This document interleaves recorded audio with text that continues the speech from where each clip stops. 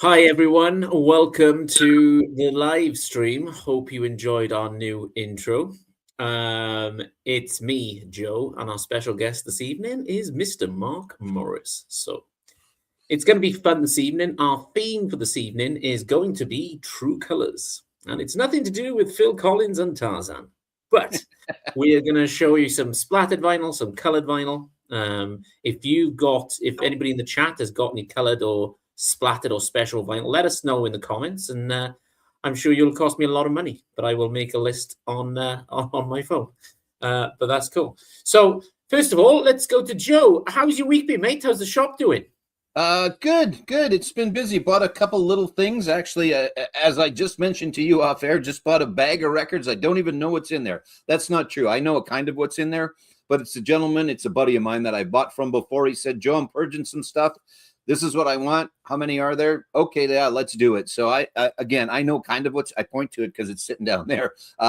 So that, and then I bought another smaller 30-ish collection. So, we're still trying. We're trying to bring in new stuff as we can. That is the heart and soul, I think, of most record shops. Again, there's lots to choose from still, but you have to keep buying new stuff. You have to kind of bring those that already have gone through your stuff back, and you got to give them something new to look at. Now, we also have new people walking in the door every day, almost every day anyway. So it's good. And, there's some new releases out. We're going to talk a little bit about some of them because I know you've picked some of them up, and I think they will fall into the category today. So I'm sure we'll get to those a little later. But yeah, overall pretty good. And then, yeah, the new intro. Yes, it's AI. I never admit to doing any of that other than I wrote some of the lyrics. So, but I can play the drums a little bit, but not like that. So we just, something a little fired up, and then you and I have kind of become a little bit of a regular deal on this. I'm here most of the time, so we thought we'd, instead of just the Vinyl Man, we thought we'd go with the Commonwealth Crate Diggers. Because we're both from Commonwealth countries, so that's where that comes from. If you needed an explanation for it, I don't know. The people that are tuning in now are going, "What the hell did we miss? What's he talking about?" Yeah, I sent the message to Joe, and I was like, we're both on the same, like he's showing on his channel, he's showing on my channel. People will think, who the hell is the Vinyl Man? What's going on by here? So I thought maybe better off, instead of just doing the Vinyl Man intro, to kind of doing a different one where it covers both of our channels. So yeah, it's cool. Something a little different anyway. Yeah. Mark, welcome back to the show, mate. Always good to have you on. Thanks for having me. Let me comment on that intro first. Little Christmassy. Little too much on the Christmas side for me. It's too early for Christmas. That Christmas music makes me crazy. That's fair. That was fun. That was fine. It was upbeat. It had some bite to it. Yeah, people couldn't tell, but there were explosions going off behind me because it's a pyro type kind of a song, so we missed that part of it. But the explosions, like it's still smoky in here. It's like a Rammstein concert in here. So. Yeah, I had my sparkler. Yeah, he had a sparkler. Yeah, exactly. So, Mark, what have you been up to this week, mate? Been busy or? I've been doing a lot of interesting things this week, as usual.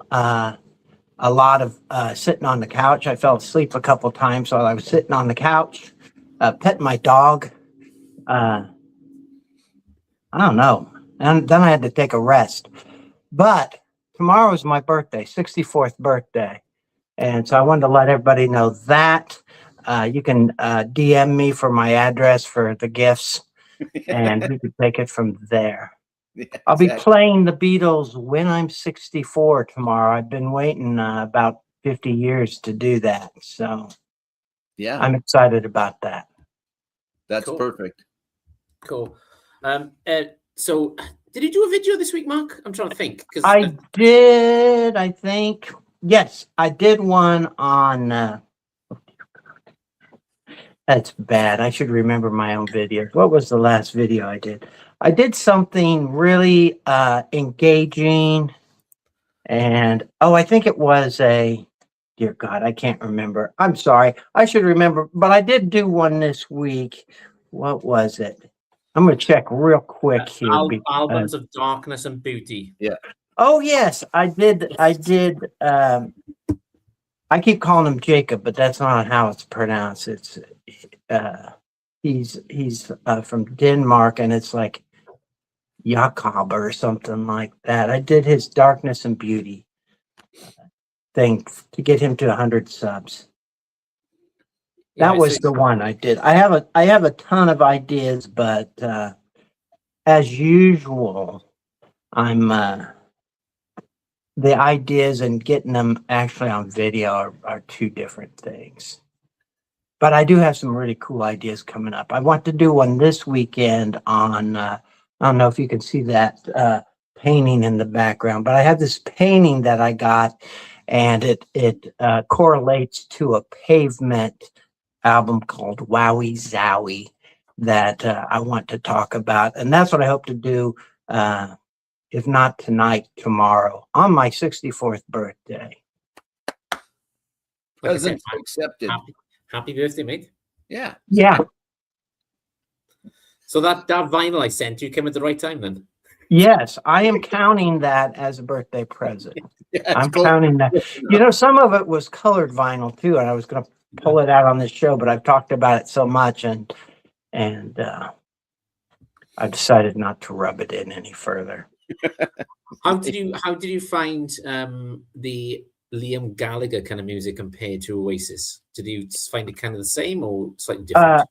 I liked it. I'm not a huge Oasis fan. I think I mentioned to you that I have one Oasis CD. What's the Story, Morning Glory? That's the only one I have.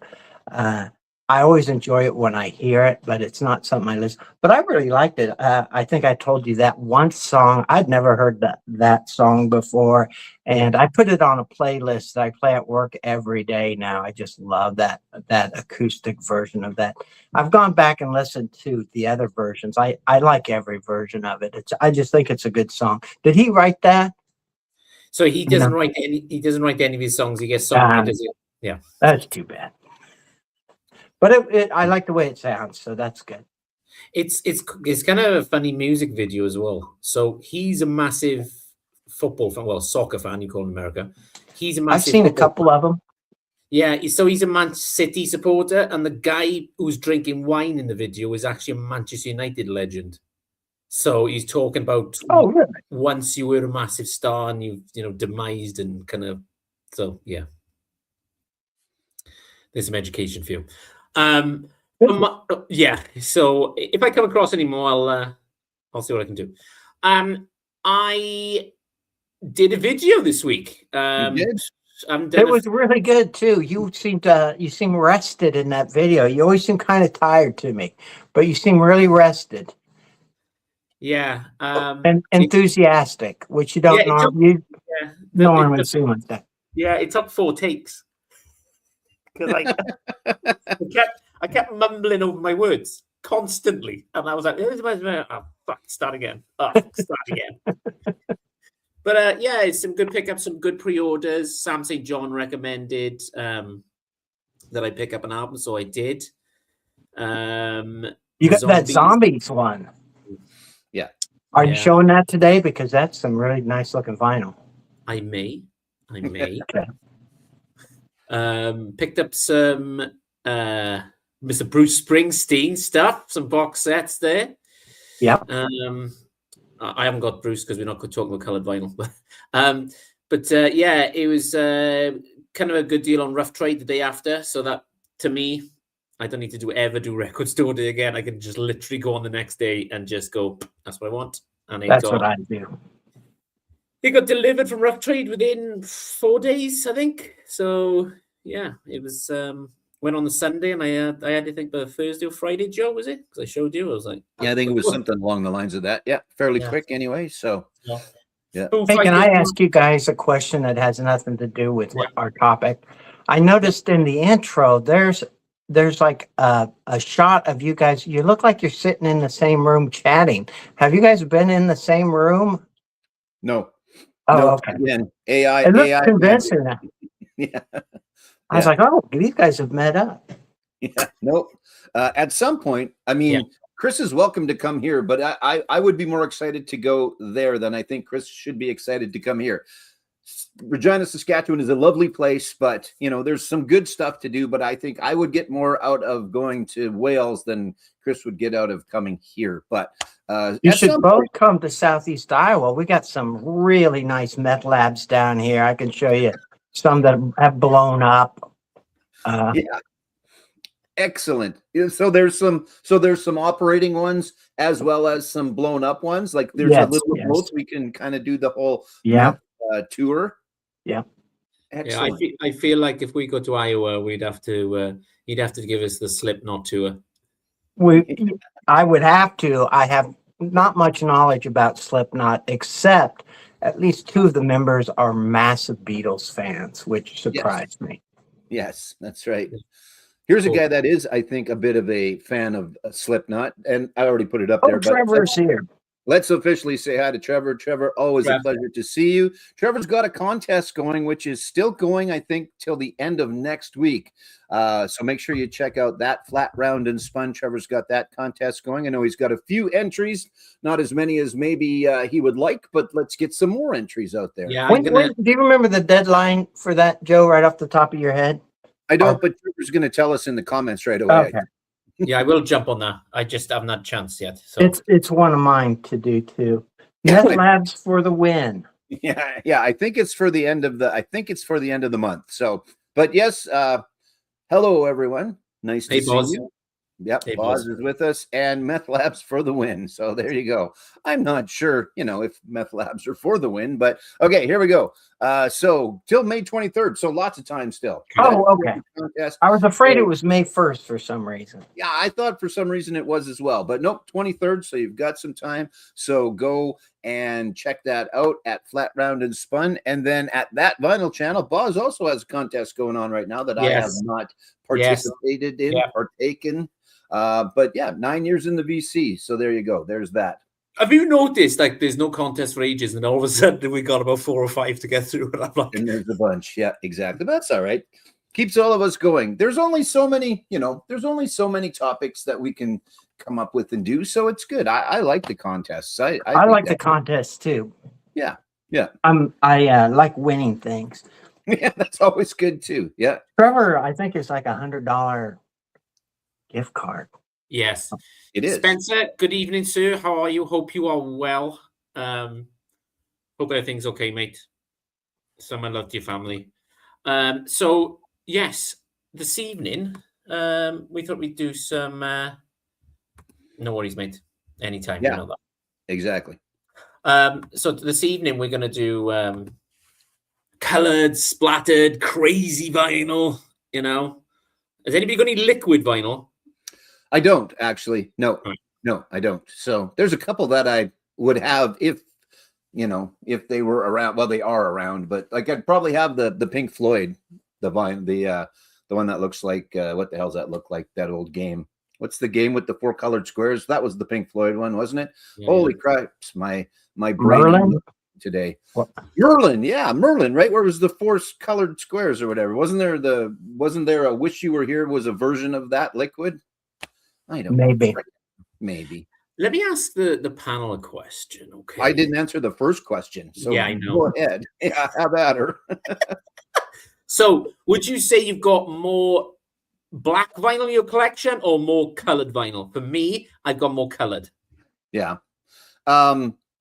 Obviously, with the number that I have, most of it is black. But if colored's an option these days when I'm buying new stuff, I'll go for the colored. They're usually not any more than the other one. And what the hell? It looks cool on the turntable, and they don't sound bad. There used to be a deal with picture discs where they sometimes didn't sound worth a shit. And that's not always the case anymore, but it is still a little bit. But the color doesn't affect the sound, and it looks good, so why not? Again, if it's $20 more for the colored one, I might not bother because all it is the colored version. But I like them. So there, I answered that one better than the other question, I think. I love colored vinyl. I don't know what it is. I'm like a kid in the candy store. If I will pick colored vinyl over black vinyl every day of the week, I don't know what it is.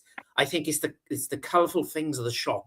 It's just kind of like you get dragged into it. And it's like, and I hate this. Fucking hate it. Foo Fighters did this to me. It was like 10,000 variants. Yeah. Red Hot Chili Peppers did it a few years ago. Stick 2, 3 colors. Black, your store exclusive, and then your indie. That's all we want. That's all we want. Yeah. You're going to hate Paul McCartney. Yeah. Oh, mate. Yeah.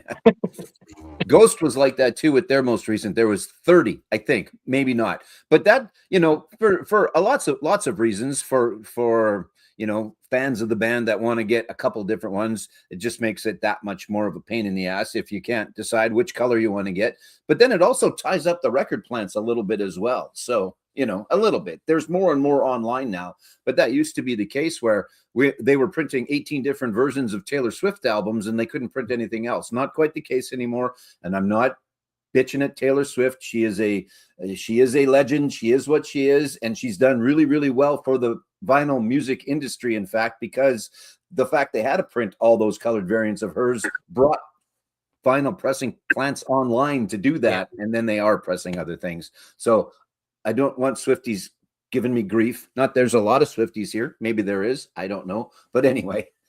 She's super cute. Yeah. Almost mine is by far majority black vinyl. What I love about the colored vinyl, though, is when I first started collecting records in the 70s, it was so rare to get a colored vinyl. And it was really exciting. Or even picture disc, which sounded horrible back in the 70s. But it was so cool. It was such a novelty. Now you're more likely to get a colored vinyl with the new stuff. But I'm still excited to get. I'm the same way. If it's a colored vinyl and it's not anymore, just a little bit more, I'll go with it every time. I just think it's cool. Do you know what I think it is with me? I'm just the thought of being left out and then ordering the black and going, shit. Yeah. Yeah. Well, again, if it's that much more for the colored variant and all the difference is that, if it's another 10, 15 bucks, then, I might think about getting the black, but all things being equal, why not get the colored version? So Trevor brings up a good point. I don't know because I don't have any of the liquid filled ones, and maybe Boz can answer the question because he said he did have one, is that you have to adjust.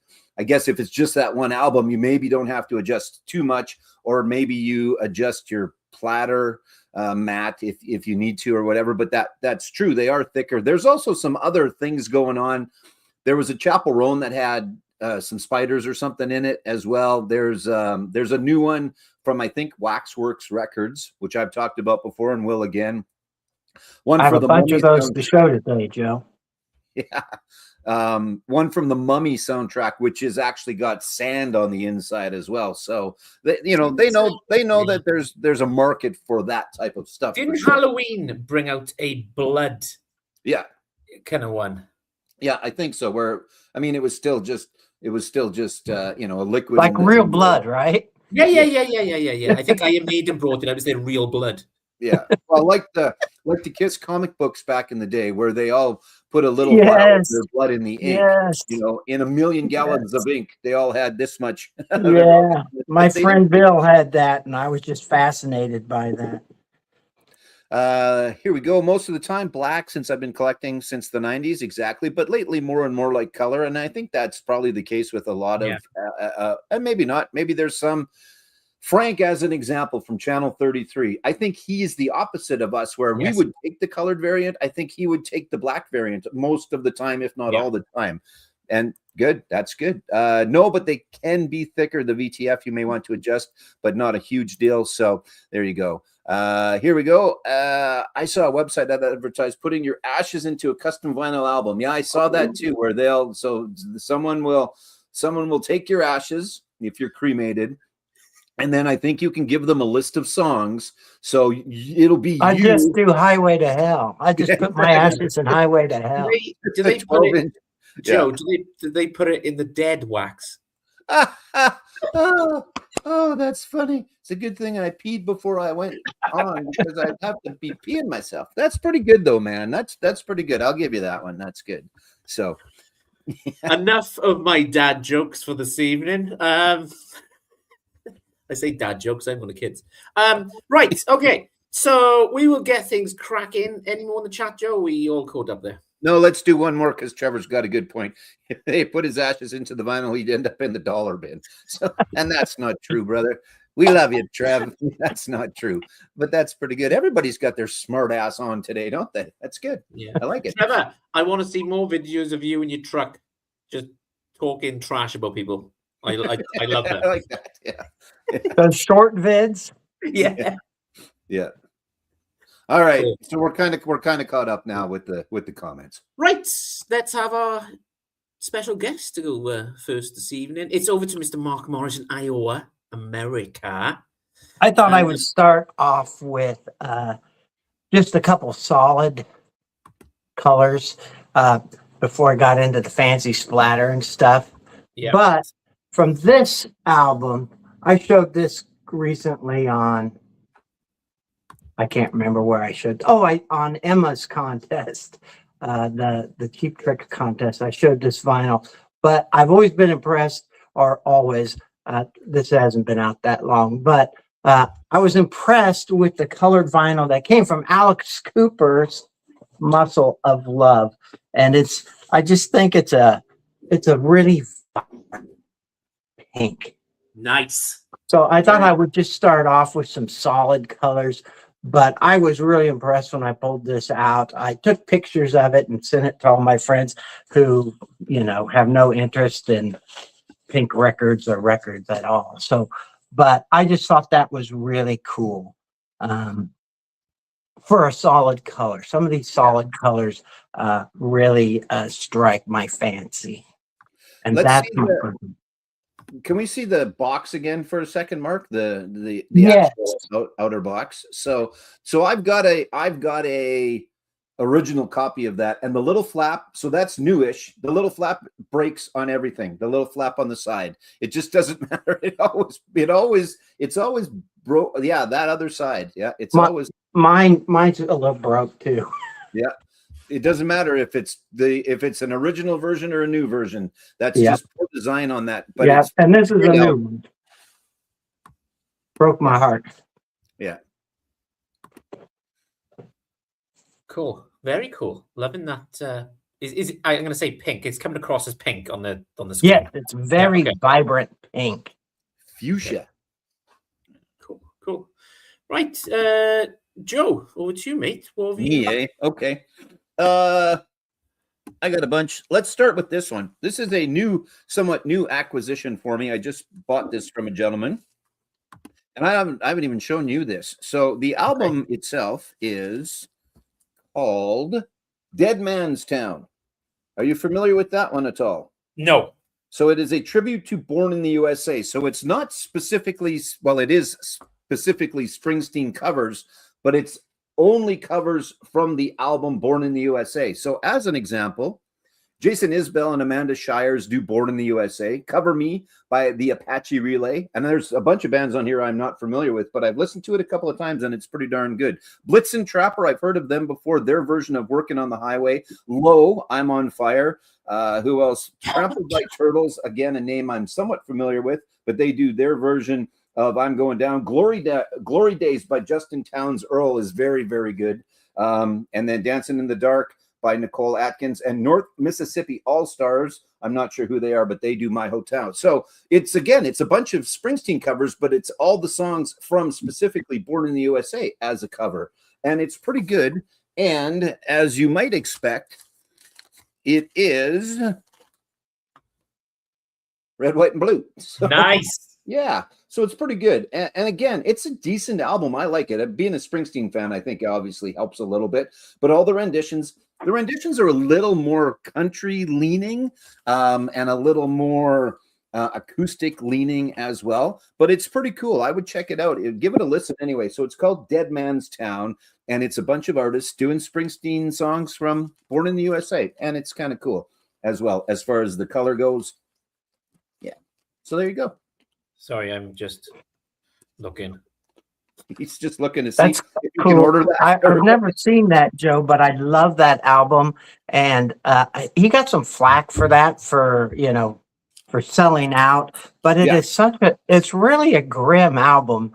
And I'm not saying anything new, but I love the album and that people think that this is USA. It's not that at all. Not At bad at all. all. No, exactly. That's the thing. Well, even the orange one was trying to use it as an anthem for, and well, Yeah. did you listen to it? But anyway, we won't get into the orange one because we'd just be here for hours and hours and hours, and there's nothing worth talking. Did you order it? It's already ordered. I've added it to my favorites. Like I said, it's good. I didn't know many of the bands on there. I knew Jason Isbell and again a few of the others, but I've never seen FOMO work that quickly before. Oh yeah, it's quick with that kid. I'm on a Bruce Springsteen kick at the moment, so it's kind of yes all I'm thinking about. So yeah, exactly. So let's do this. Boz, he's got a signed version of that Muscle of Love, which is cool. That is cool. Yeah, and then Dead Man's Town as well. So it is good. I like it. I think it's worth a listen for sure. And then our good friend Curtis. Hey, hello, Curtis. Good afternoon, good evening. I guess it's almost it's not quite evening for you there. Curtis is about as far away from me as you can get in Canada. Not quite, but he's pretty darn far away from me. So he's probably is he closer to me? He is closer to you. I think so. Yeah. I mean, we might have to do the math and see, but I think he probably is. So yeah, That's how big Canada is. Yeah, always good to have you around. It's quicker to go across the Atlantic Ocean to Tenby in Wales than it is to go to Joe's from Curtis's. Yeah, exactly. I was introduced to Curtis through your Jeopardy thing. I'd never seen his channel before, and I was watching, and he made that miraculous comeback. I don't know if you remember that episode, and I'm like, oh man, I was rooting for him, but I didn't think he stood a chance, and then he made that miraculous comeback, and I'm like, he's not a loser, he's a winner. I'm going to subscribe to his channel. That's right, yeah. exactly. Yeah, he doesn't need to go to hell. Not yet. It's early. It's early. You've only started, so you never know. It's early still. Yeah, exactly. Right. Okay. Your turn. My turn. A lot of people who've seen my video this week will know exactly what the fuck I'm going to talk about next. So here we go. One of my favorite bands of all time. Love them to death. Amazing. It's the Foo Fighters' new album. This is... it's got like a punk theme going on here. It's very raw, and I don't know what he's doing with the mics, but it sounds like some of the songs on there sound like a live punk kind of music with the mic and the kind of stretching of his vocals and that. But this is brilliant. It's the Foo Fighters. If you don't like the Foo Fighters, don't fucking buy it. If you don't like Dave singing, move on. Yeah. So, there they are. Cool. I love the artwork on this. Yeah, it's cool. I did struggle while I was doing the video because there's kind of it's like faded out here, but it's called "Asking for a Friend." That song is, and the album is "Your Favorite Toy," which is kind of weird because he's got a new kid. But I love this. So I didn't actually show this on the video, but here we are. I did show that one. I didn't show this. So there's the inner that the vinyl comes in. Him on this Obi, kind of, if you want to call Obi strip. Aye. There we are. There's another joke. It's got well done. It's got the tracks on this. But my favorite part of this, and I have to get this framed. Liz went, no more frames. No more. Frames are cheap. But look at it. You got to have that up on the wall. That's for sure. Cool. That's cool. Very nice. I love the way that they've kind of blanked out the new drummer just in case they get a new one. That's right. There's a guy with dark hair and long dark hair. yeah, exactly. So, They're replacing drummers faster than friggin' anyway. So I know Mark's a big, massive fan of silver vinyl. Yes. There it is. Oh, good. I don't have to pull mine out. Yeah, that's what she said. I was gonna say we're still talking about records, right? Go ahead. So there you go. I love it. I love the album. Two tracks got released on streaming. I have been listening to it on Apple Music. But when they released the full album, Friday releases, I think it came out, I didn't listen to it. I waited for the record to get delivered and I listened to it start to finish and I fucking love it. Good. Brilliant. Love Yeah, it. that's good. All I've heard is, well, there's a couple singles, but mostly I've heard Asking for a Friend. So, because we didn't, ours hopefully are just in like Monday or Tuesday. I was waiting on a couple more orders to people to decide, and I got them coming. So, Have they got a record store kind of indie exclusive then, Joe? Or black, or is it kind of the same? it's red, actually. It's a furnace red or something. I think they call it specifically. So yeah, the indie exclusive is a little different. Other than the red. Yeah, cover's same. I think everything else inside is all the same. I could be wrong. I'm not sure that it'll come with the poster, but I think the poster is standard, but it is the red vinyl instead of the silver. So yeah. There you go. If you like the Foos, pick this up. It reminds me of kind of the younger stuff before they made it big. It's kind of raw, that kind of sound going on, and don't know much of that album they're going to play live because people want to hear the Best of You and Everlong and you know, My Life and all that kind of stuff. But I love it. I'm a Foo Fighters fan, so yeah. Yeah, I mean, their shows could be 3 hours long, and you'd probably still miss out on some stuff from them. They've got how many albums now? I mean, they've been around for forever. It doesn't seem like it. It's something like that, yeah. So, and again, yeah, there's lots of stuff that people are going to want to hear. So it gets tough if you're not out there just doing greatest hits. You know, if you're still putting out new music, there's a lot of bands where all they've got is the greatest hits. So that is what you get when you go to a show. But yeah, Foo Fighters are going to throw some new stuff in there too. So let's see what else we got here. Foo Fighters still hasn't come in yet for Boz, but yeah, again, they were not delayed. Mine are delayed coming, but they're coming. And then Trevor, she said, I don't have to pull mine out, Lola. Very nice. So they've got 14 albums if you include Dream Widow, which was the film they did. And they did a record store day. I know Trevor's got this one, which pisses me off because I didn't get it. It's the Foo Fighters covering the Bee Gees, and they called it the DGs. Yeah, so that one, which will cost you, if you want to get it now off of Discogs, $300, $400, $500. So yeah. I'm not that. I got the albums, so I'm kind of And I'm quite surprised. The last album they brought out without Taylor Hawkins after he died, I thought was amazing. It was like a kind of tribute to him and how they miss him and that kind of stuff. You can hear Dave talking about it, but it's good to see them. There's an album I can listen to all the way through, because you find with the Foo Fighters sometimes the greatest hits will be enough. Some of their albums they're kind of fillers, but this one for me, I know I'm a fan, but they didn't find any fillers on this one for me. So yeah, no, that's good. That's good. Awesome. Good stuff. Yeah, I'm going to go see them not till September, but they're coming in September, which is cool. So looking forward to it. Yeah. There you go. Any more comments, or are we all caught up there? Well, we can put this one up there. Yeah. So there you go. Boz does have a DGs, the unofficial pressing on purple. Sounds good. Yeah. If you get the right plant pressing the bootlegs or whatever you want to call them, unofficial presses, they can sound pretty good. So that's good. That's good. I'm always apprehensive of the bootlegs. Yeah, you never know what you're going to get. But again, if you're spending $30, that's not bad. If you're spending $100, that's a little different story. So, cool.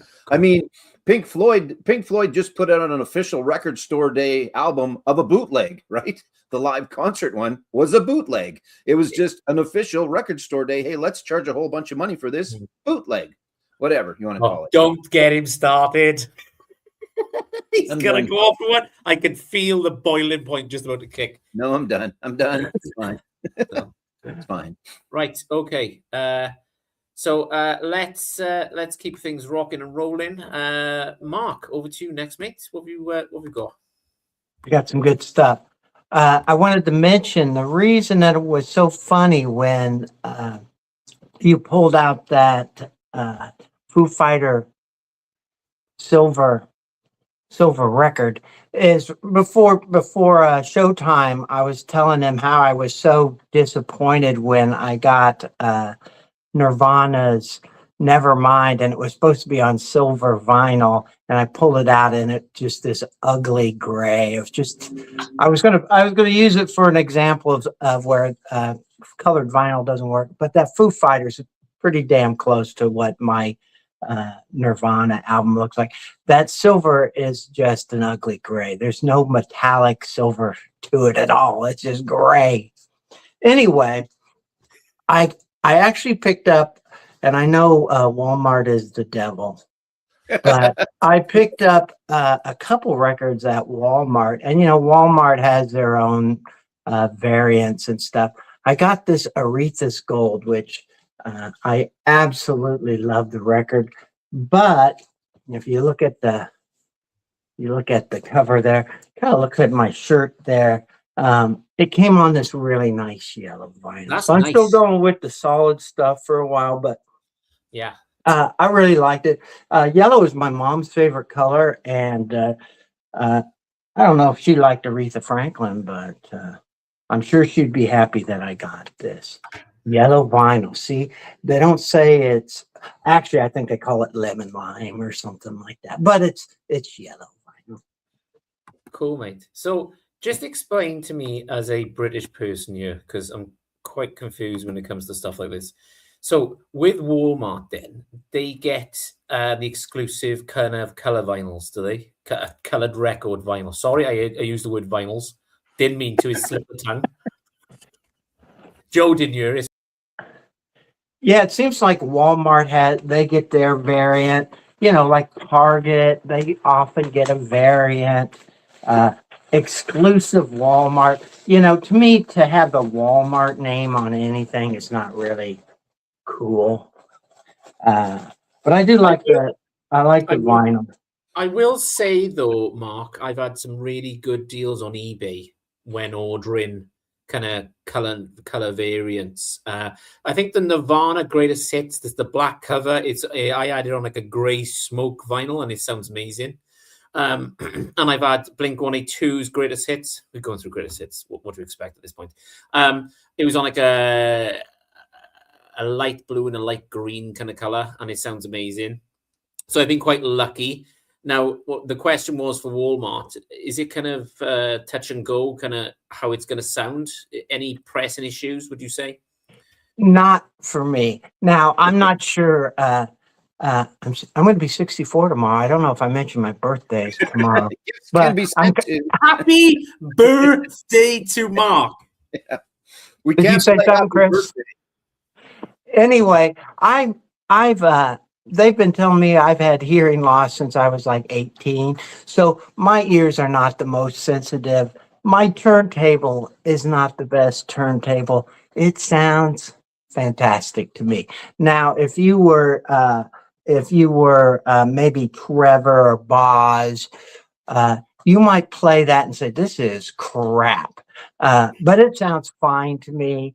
I don't like anybody to take my word on the sonics of an album. I'll tell you if I like the songs. I know when it's crap, I can tell when it's crap, but I can't get to the fine details when it's upper end or not. I've not had any problems, I don't think. The only thing I had problems with at Walmart is them editing albums. Sometimes they will edit the band has to make an edited version, and I've accidentally bought edited, which pisses me off to no end.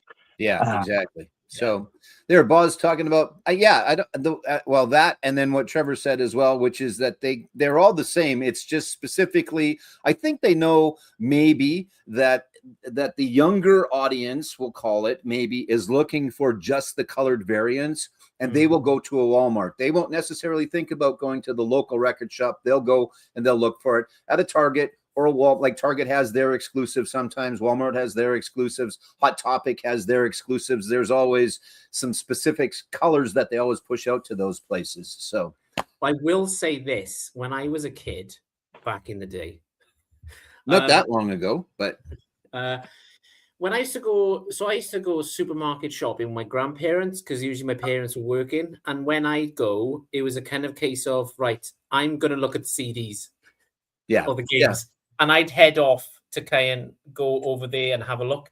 Do you think a lot of youngsters are doing kind of the same thing where they go in, oh, while you're doing your shopping, I'll pop over, and next thing you know, they started collecting vinyl? I think that's part of it. Sure. I mean, we talk about it. We hear about it. There's lots of kids that have records because they look cool up on the wall, and that's fine, right? I mean, that helps for guys like us that want to buy them and actually listen to them because, again, there's pressing plants that are opened to press 17 different colored versions of, and not just Taylor Swift, but Taylor Swift is a really good example of that. Again, Ghost had, I don't know, 20, 30 different variants or whatever of their more recent albums. So yeah, I think you're right. It's, and I don't want to go look at groceries, but you can go into a Wally World now and you can look at groceries. Mom can go be shopping and you can go and head over to the record department. So I can tell you this. Every Walmart record I've ever bought, it's been this situation. My niece gets her nails done at this place near Walmart, and she always needs a ride there. It takes about 45 minutes, and I say, I'm going to go over to Walmart while you're at and that's where it happens every time. I end up buying a Walmart record, but I never really feel good about it. Walmart is kind of like Amazon to me. It's just it's faceless and cruel. But Mark, to be fair to you, you haven't got any record shops around you. No, the closest one is probably 80 miles from me. That's fine then. You may as well just pop up and see Joe. Might as well drive to Canada. No, there's freaking snow here again. You can come, but just know that there's goddamn snow again. So anyway, I mean, I wish everybody would go to their local record shop and support their local record shop, but not everybody has that opportunity. And we talked about that before on a different episode, and you can go back and watch that one. So, as long as people are buying albums and that it keeps everything going and keeps everything alive, where you're getting them, try and get them local if you can. And if you can't, then, do your best to at least get some of them local somehow. So let's see. Trevor, I got the Ghost Pantomime at Target. It's a cool looking gold, but the inner half of the record sounds like utter shite. Might try and find a standard black. And sometimes, that'll happen a little bit as well. If Walmart sold cheap vinyl here, I'd be a lot happier. Shoeing with the wife. I think I know what he means. I think I know what you mean. I'm glad I read that right, because I was going to say shooting the wife at first, but that, and then I did that own math. I did the math in my head. We've all been there. Now. Bottom line, the more places that sell vinyl is all good for them to keep selling and keep pressing them for all of us. Exactly, Trevor. That's the thing. So, lots of people will go to Walmart. Lots of people go to Target. Again, lots of people will come to a place like mine. And what's nice is we're able to sell them at the Walmart and the Target price because we get away with it. But I've said before, there is not a lot of markup on these things, guys. So, the independent guys, the independent stores got to put a little bit more on them than the Walmart. But, it's not like it's $50 more. It's about $5 to $10 sometimes. So support where you can. And I'm off my soapbox. Look, all the way off there. I'm right off my soapbox now. All right. So I hadn't my turn, right? I think. Yeah. I hadn't pulled this one out, but you guys were talking about silver albums. So I'm going to show you a silver album. These guys are out on tour. They've pissed me off, and I'm not going to get into that because they skipped over the whole province of Saskatchewan. And two of them are from here. But anyway, I digress about that. This is Triumph, and this is Rock and Roll Machine. Now, this is a silver album. That's silver. That is actual. Yeah, I mean, it's not real silver, but I'm not sure how they did this back in the day. And it sounds pretty good. So yeah, if you're going to do a silver, talk to whoever produced this Triumph album back in the day and do that as a silver. Now, again, it's maybe not the greatest sounding. It might have been picture disc-ish like back in the day, but it's playable. It sounds okay.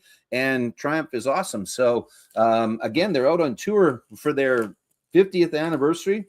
They've got a couple of the guys from Took playing with them, a couple of the guys from Miles Kennedy's band. They've got not John 5.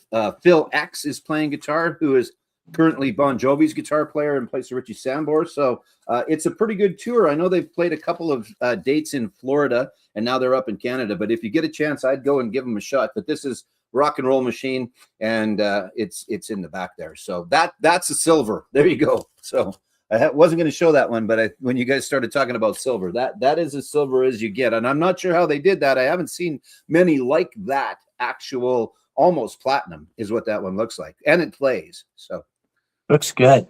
I didn't know Triumph was still touring. Just started. So this is the 50th, and it's actually just two of the guys for the most part, because the third, who's the third name escapes me, and other than Rick Emmett, everybody else's name escapes me as well.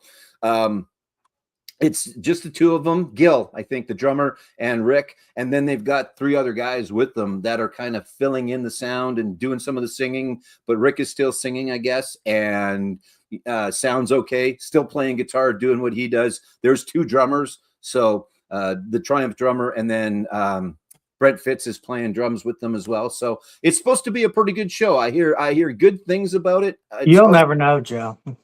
Yeah.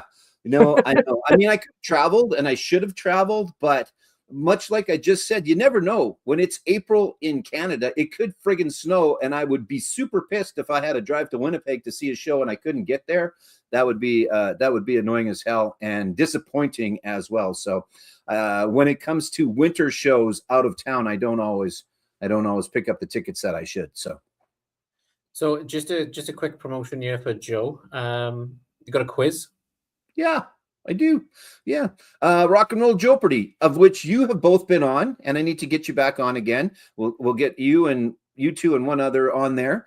And yeah, it's on Monday nights. It's on my channel. I think most of the people in here have already either been on it or are coming on it or have seen it before. But yeah, it's well, here's a little snippet for you of what it's all about.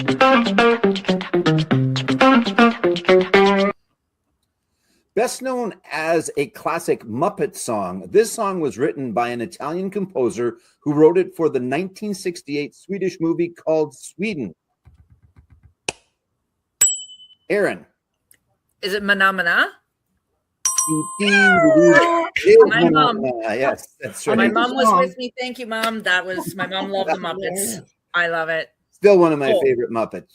Now it's in my head for the rest of the day. Oh yeah, that's an earworm for certain. Exactly. Okay. Racer Joe from Racer Records here to remind you to watch Rock and Roll Jeopardy Monday nights 9 Eastern, and or better yet, come and be a contestant on Rock and Roll Jeopardy. Email me at theracerreport@gmail.com. Let me know if you're interested. We'll go from there. We'll get you on. We'll figure it out.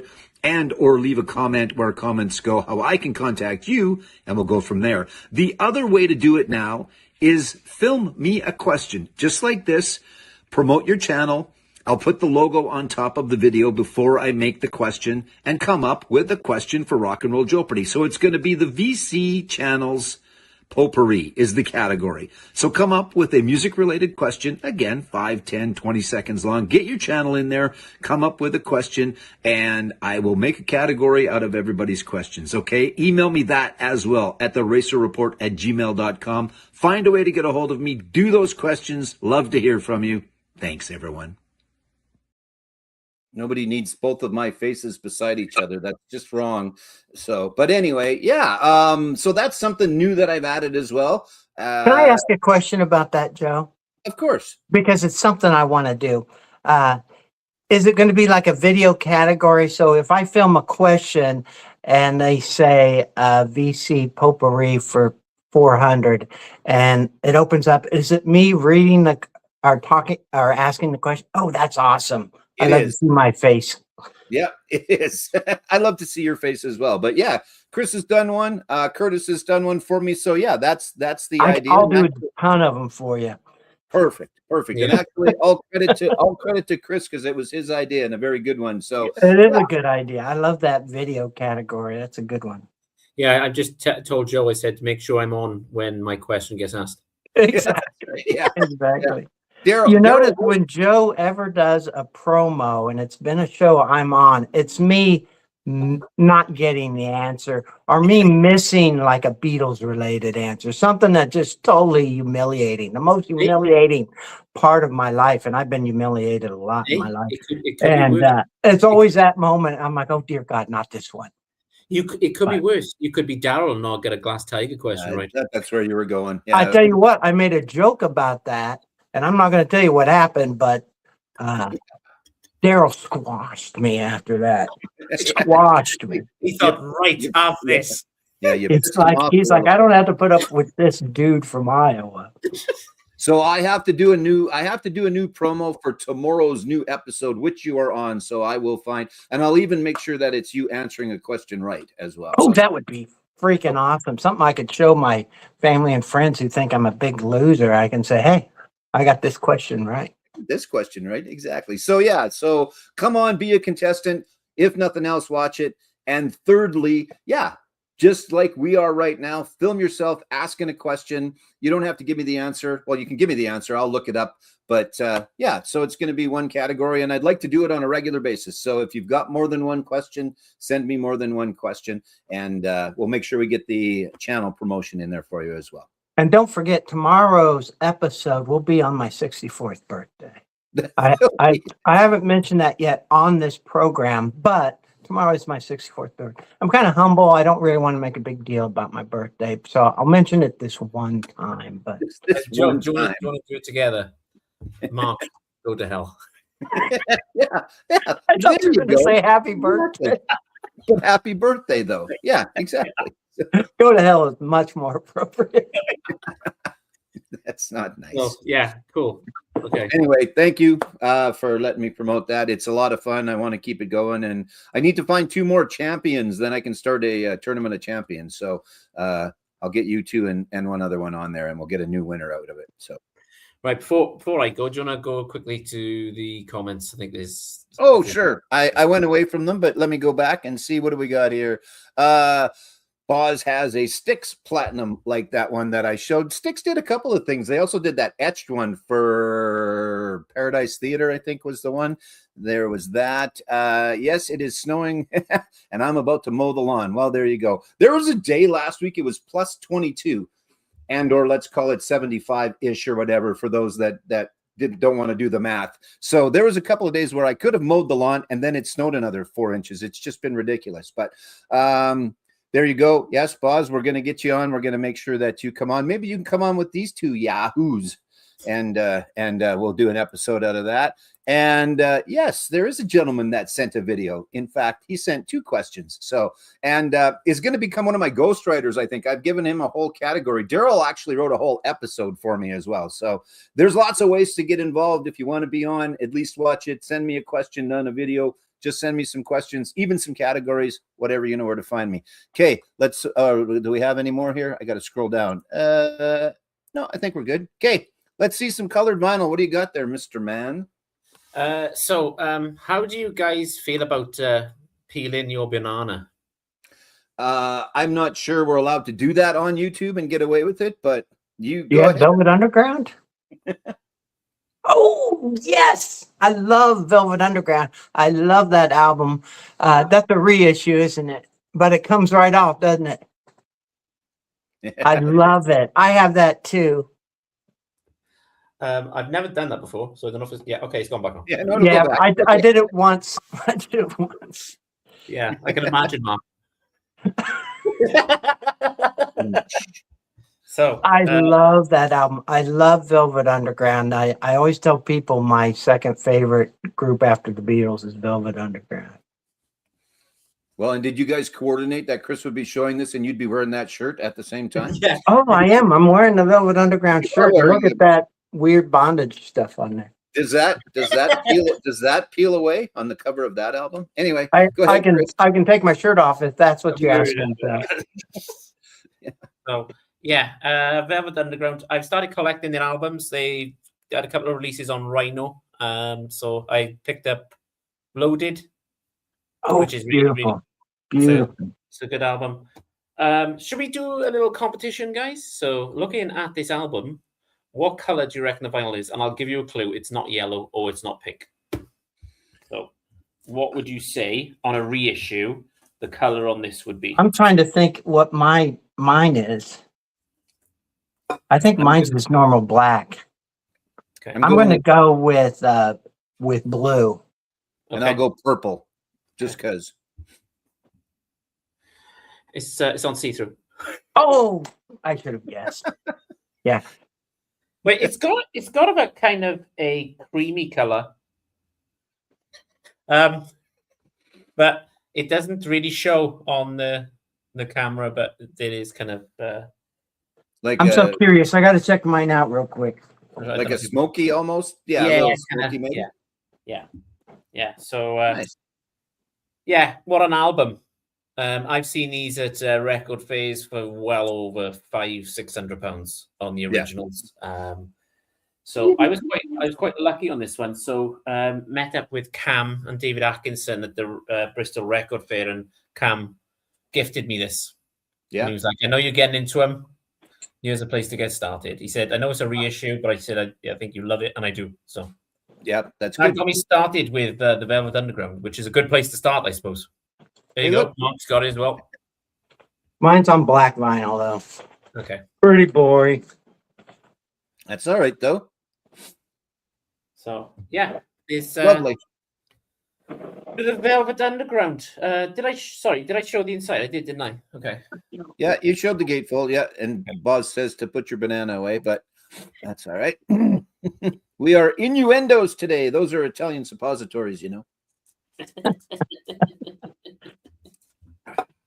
I even peeled my banana on a live stream, which I don't think I've ever done before. So, yeah. There, Trevor came up with the perfect description for the color: banana daiquiri, creamy. Yeah. Yeah. So there you go, Velvet Underground, brilliant album. So It is. It's so good. All right, Mr. Morris, your turn again, sir. Oh, okay. So I'll get to more interesting than just solid colors. This is the soundtrack to Return of the Living Dead. Very punk themed album. I don't know if you've seen the movie. It's kind of a horror comedy. It has the Cramps, 45 Grave, the Flesh Eaters, Paul Boy's The Damned on it. Lots of stuff. You want to freeze that for 10 seconds.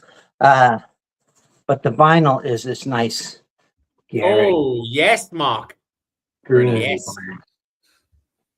And is that one Waxworks? Because that falls into their category. It's almost, it's not a waxwork, but I have plenty that I'm going to show here pretty soon. But it's the same kind of theme, you know. Waxworks are a little more production than this, but this is good. This is really good. And I have some I know Linnea Quigley's in this. She plays the character Trash in the movie. She was born and raised not far from me, and so I've had some interactions with her. I've talked about it actually when I reviewed that album, but it's really cool. I just feel really tied to that album.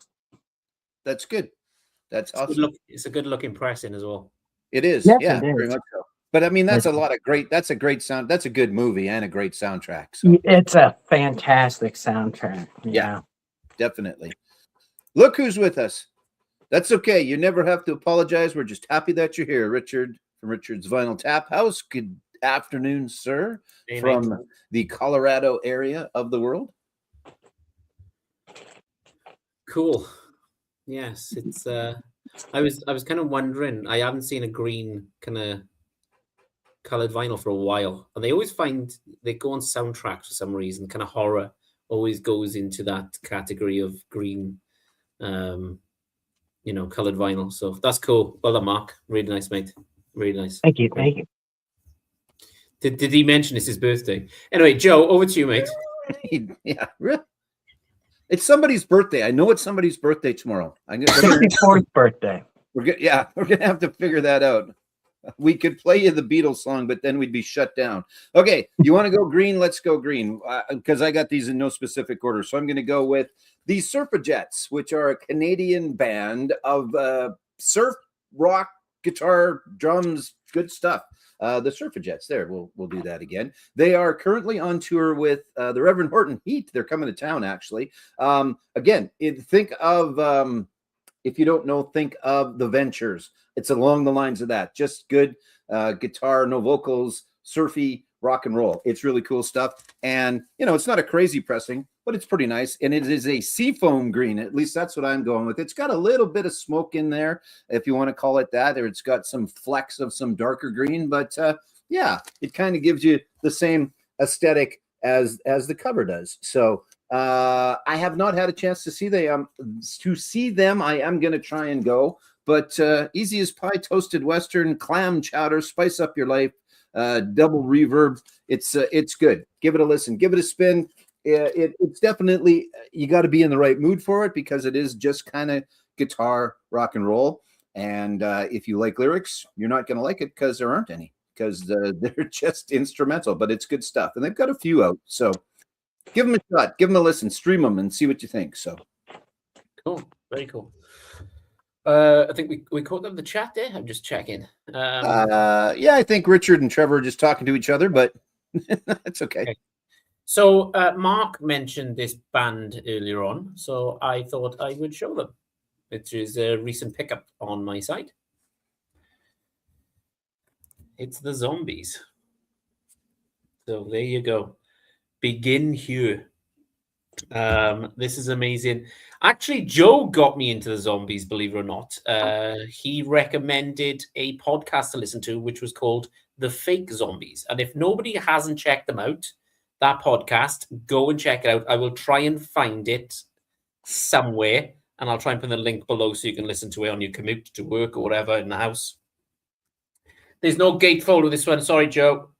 That's okay. Here's the kind of inners. So there you go. I've got to be honest with you. I wasn't expecting them to look like this.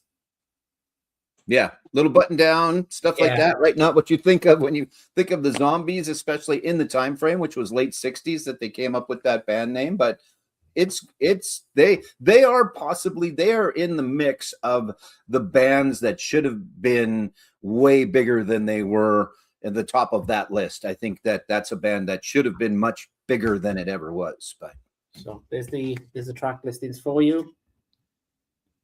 So there you go. It's quite a few tracks in here, actually. It's 9 on one side, 8 on the other. But yeah, it's I like it. I like it a lot. So recommendations from a documentary that not documentary, but a podcast that Joe recommended. So I had a few options on this one. If you see my video, I apologize. I'm showing this again. There was 2 options. You could have the color variant or the black variant, and the color variant would come with the 45. So here's your 45. She's Not There. So you got She's Not There and The Way I Feel Inside. So this one was just on I know we're showing colored vinyl. This is just on black. So there you go. There's that one. I don't collect 45, so Joe, if you want it, anybody want it, let me know. So for the colored itself, there was 2 options you could get.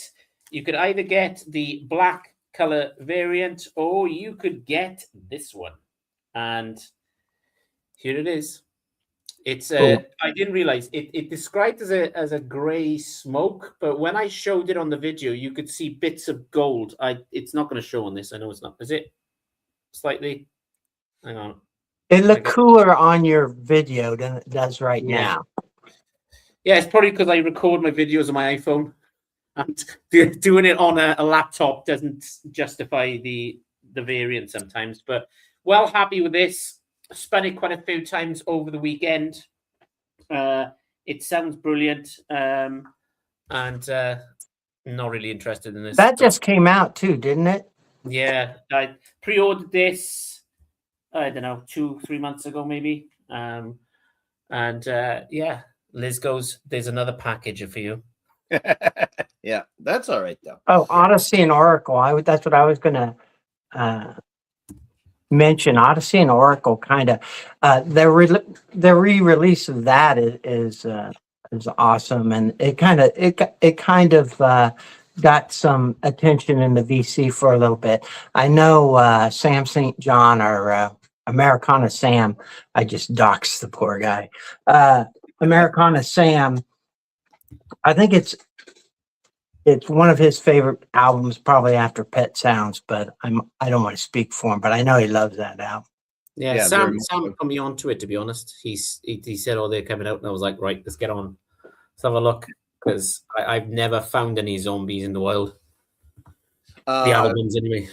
Richard asks, were the zombies all that prolific? I think maybe 3 actual albums, and then a lot of everybody went, oh shit, those guys were pretty good, and they had already broken up and gone their separate ways or whatever the heck happened. And if you listen to the podcast, you'll hear a little bit more about that.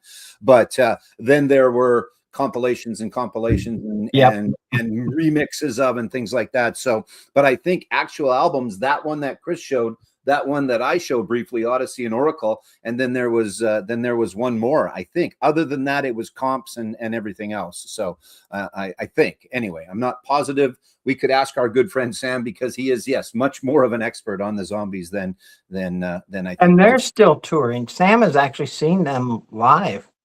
Yeah, there's one of, I think, the originals are still so, but because Odyssey and Oracle was 69, maybe, I think, ish, wasn't it? Or something along the lines of that. Here, let's just have a look. 68 was Odyssey and Oracle, actually. So Begin Here, the one that Chris showed, was 1965 originally. So they are as old as me. It's not my birthday, though. I understand it's somebody's birthday. They're 64th tomorrow, possibly. So yep, that would be me, Joe. Oh, that's you. Okay. Right. I knew there was someone. All right, birthday tomorrow, boy. How about you show us another album?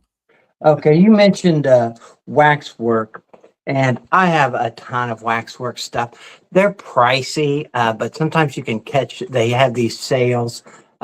This is the soundtrack to House on Haunted Hill. This one's a little different than their normal soundtracks. It's almost like a radio play because they include so much dialogue. Just a fun movie, fun soundtrack. But Waxworks, they really make it a work of art. All this stuff, and the vinyl is always super cool. So this is purple and black. Nice. Yep. But all of their stuff is just gorgeous. It really is. Almost seems like you always kind of feel guilty playing it because it's so cool. But it's not something you listen to a lot. But before, when I was trying to think of ideas for a channel, I was a really big horror movie guy, especially those old. Anything from the 30s to early 70s were my favorites. But like, I know Joe just recently found out that Joe loves Godzilla, and I realized I don't have any Waxworks Godzilla, so I got to go get some of those. But I love their records, but they're pricey, and so you got to kind of wait for a sale. The other thing is they seem to sell out fast. I don't know if you've noticed that, Joe, but if you wait very long, it is sold out. And so you gotta wait around. If you really want to get something from them, you best pre-order, and they give you lots of advance notice. Yes. I'm not sure if they do limited. They probably do, but yeah, you know what? While we're at it, let's just talk about them a little bit more. I use them as the example in Emma's contest for my colored. I just talked about them in general. So yeah, there's this one. Then they also have, I think, the 70th anniversary. They have the 1954 version, and really, it's not always as Mark said it. That's not necessarily a soundtrack per se, as much as there's some audio and things like that. And this is just the score. You know, if you go and see a Godzilla movie, all the cool music that plays in the background, and it's got the original Godzilla theme on it, and it is a nice colored variant actually as well. It is, if I can get it out, it is Atomic Breath Blue. So it's pretty cool. That one's a good one. While we're at it, what the heck, because they were right there. I wasn't going to show this one, but this is Halloween. So also from Waxworks, and it's a couple different versions of this. But John Carpenter, a big music fan as well, and actually composer. So everybody knows John from doing the movies, from being the director of the movies, but he did all the music in his own movies as well, for the most part, including this one as well, which is The Thing. And one of my favorite all-time movies is Carpenter's The Thing. And they do the packaging so well on this. Like this comes in this nice heavy, it's a double album. It's a couple of different takes on the album. And it's this kind of snowflake. Here, I should put it actually in frame. It's this kind of snowflake version, because for those that don't know, The Thing is shot up in, well, wherever, Alaska or something like that. But then there is also this version. This is the bride waxwork. The bride, It reminded me of the snowflake. Yeah, and this is the other album from The Thing. So again, they stick with the theme. If you follow them on Instagram or Facebook, you can see a lot of their current stuff being pressed and just what actually goes into it. Like they draw from this bucket, they draw from that bucket. No two albums are the same, because it's not like they take one glob of vinyl and put that on the press. They start with, in this case, probably a white, but then just the way that they place that blue and how they do that, all their stuff is just so very unique. And the overall packaging is wonderful as well. It's not just the cool colored vinyl. Like they come in the outer sleeve, but then there's all the inner sleeve stuff. And look at that. Like if you know the movie The Thing, you know exactly what's going on there. So it's just really, really good stuff. And John Carpenter, again, is a very, very good composer. Everybody just knows him a lot more. I think more people know him as the director of all the movies versus the composer of the soundtracks. I think he almost started doing movies just so he'd have a place to have his music, I think. So, but check them out. Waxworks Records. We're not here to promote them, but they are a very, very cool shop. And they come out basically the horror genre for the most part. They do a couple other little things. Like they've got an Aeon Flux 6-disc package out right now. It's 25% off. So if that's your jam, you get 6 different colored variants of stuff, and they've just got some really cool stuff. So again, not here necessarily to promote them, but I would promote them, right? I think, Mark, everything I've ever bought from them has been very good. Oh, it's fantastic. One thing I do is if my budget is low, and because I subscribe to their website, I get their little emails. I will delete those emails before I open them, because because Oh, yeah. I am so tempted. They're so cool. They're dangerous. Yeah. And you sign up for their newsletter and you get 10% off the first one. So if you're going to go and find something, and they sell out quick, if you see something on there and you want it, you got to get in on it, because they just do limited press. We can get them a little bit through the shop, but you can just go direct through them, and you got to pay for the shipping, et cetera, but very, very cool and worthwhile, and especially a follow on some of their socials just to watch the pressings and the stuff they're coming up with. It's very cool. All right. Okay. So yeah, I was about to say, do you want to go to the comments? Yeah, I will. Yep, exactly. So there's one. Yes, they've got a few Godzilla themed ones, and then Kong as well. And I think they've got some Kong individual stuff as well. And then Trev, to plug my friend's band, if you like John Carpenter, check out Voyager, pronounced Voyager 3. Very similar. They scored a couple of low budget movies too. Yeah, there's lots of cool score stuff out there. Yeah, lots of great stuff. But there you go. So check out Voyager 3, and they've got some neat stuff as well. Carpenter Brute, I think, is another guy that's got some interesting stuff as well out there. There's lots of great stuff, and a lot of that does get pressed on this cool colored multi-variant vinyl, just because it lends itself to that, just the whole aesthetic, the whole ethereal. You put it on, you sit back and you listen to Jason coming to get you in the background, and then you look behind you like that. What the hell was that? Right, Joe, do you want to show some stuff, or shall I go? What do you want to do? No, you go. Okay. Yeah. So I'm going to stick to the punk. A live album picked up in a record shop in Pontypridd when I was run record shops. So how about some Ramones? Never heard of them. Live broadcast from the Second Chance Saloon, February 1979. So there they are. every time I see the back of this guy looks like the lead singer from television. I don't know what it is. Yeah, He true. looks like the lead- Cumberland. yeah, he looks like the lead singer. It baffles me. So there you go. There's your gatefold. So there's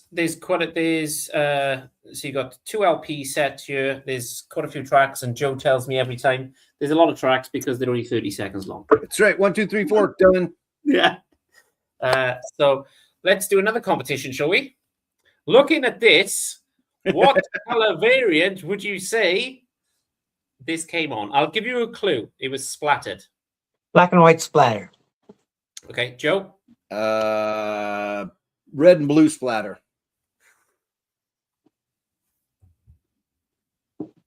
Oh, Not even close. Well, I got one of the colors right. Or is that orange? Very nice. So, yeah.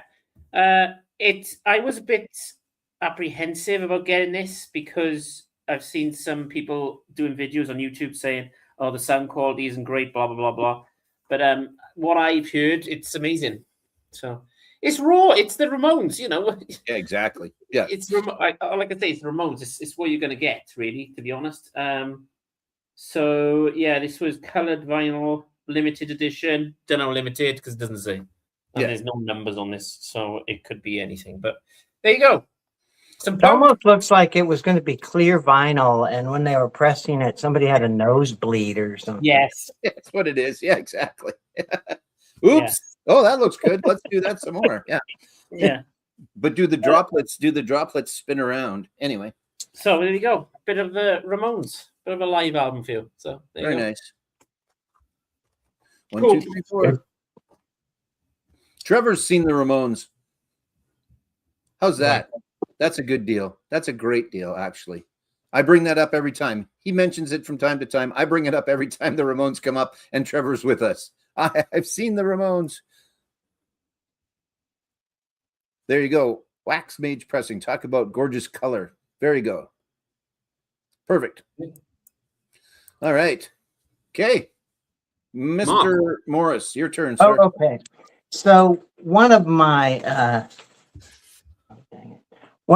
ideas for a video that I'm going to do is just vinyl that I bought from Bandcamp, from Bandcamp bands, because there's so much interesting stuff out there. And I'm just like, it's just shocking how much cool stuff is out there. There's a guy he's in Nebraska. I'm not sure where, from maybe Omaha, but Fizzle Like a Flood. I followed this band. It's mostly one guy since I was in college. It just always becomes more and more interesting. And just not long ago, he produced this, and it's a concept album, and it's called Black Walls and William Hall. It's kind of a horror theme thing. He's not always horror themed, but this is. It has a lot of samples from Vincent Price and stuff in there, but he really went all out with this, and I really love it.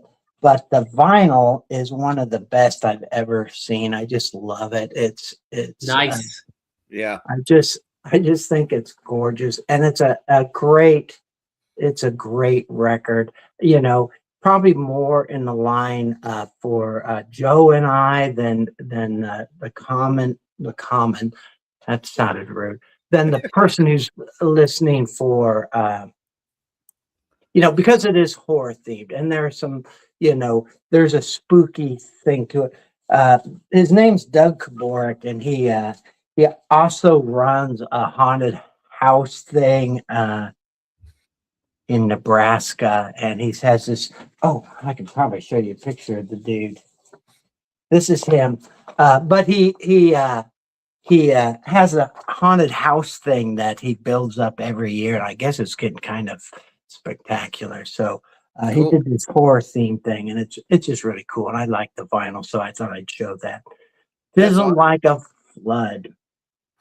And we talk about the price of vinyl, and part of the reason that it's up is because that stuff takes that much longer to produce. We talk about, especially if you go and you look again, not to bring them up, but Waxworks, it's not just put one on and press it and pull it off and there you go. There's a science and an art to some of those pressings, and if you pressed 100 of those, you're not going to get one of them. You might get two of them the same, but you're not going to get three of them the same for sure. Just the whole process of the main bundle of wax and then the extra stuff they throw in and the mix and all of that. It's very cool to go and watch. So yeah, but that's a gorgeous album. Again, we all are here for the music, but it doesn't hurt when it looks cool like that, especially when The music is super good in this. I really like it, but it really has there's a little story in there, and it's a horror themed story. It's probably not for everybody, but it's good.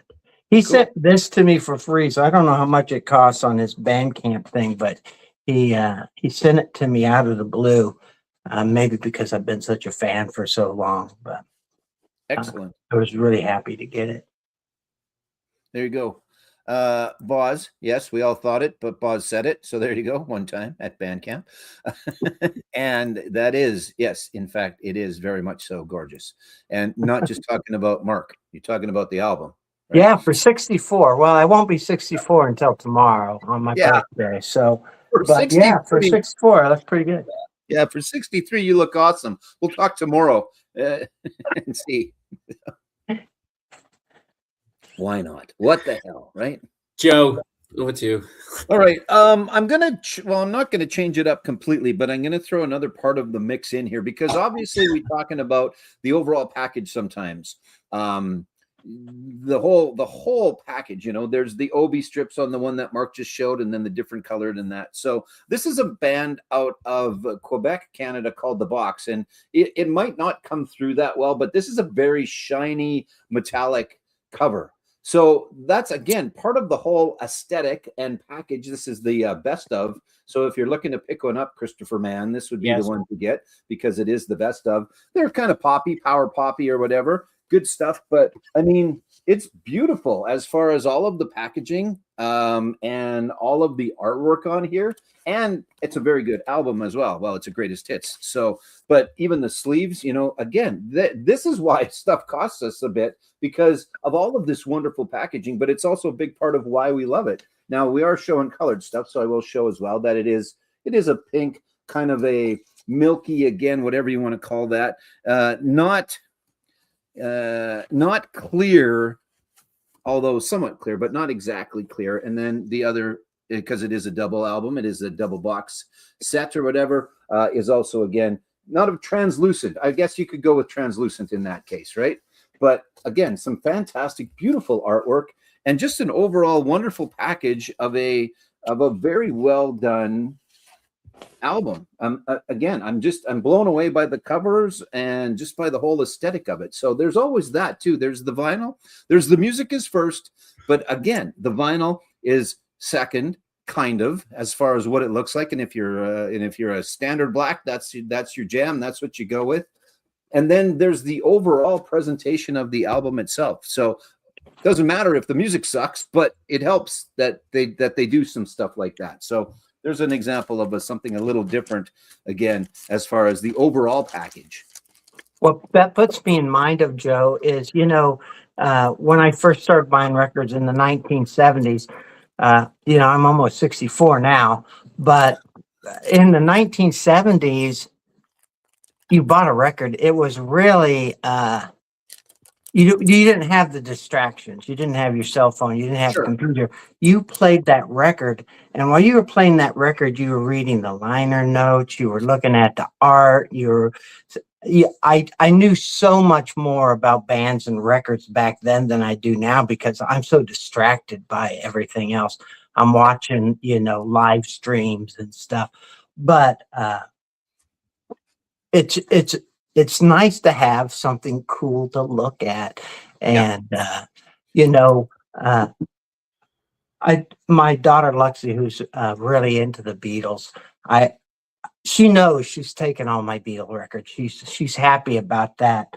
But these other records, she's not going to be so interested in them. And so at least I could do for her is make the vinyl look cool. That's right. Yeah, exactly. Give her something to put up on her wall. Maybe. Right. Yeah. Yeah. All right, Chris, your turn, sir. Oh, yes. The Laws. Very nice. Obviously, the massive one on you that I can't find at the moment because my eyes have just gone completely. There she goes. Yeah. Yeah, on side 1, track 4, I believe. But there's no gatefold in this one. Again, I'm sure ones without gatefold too. But yeah.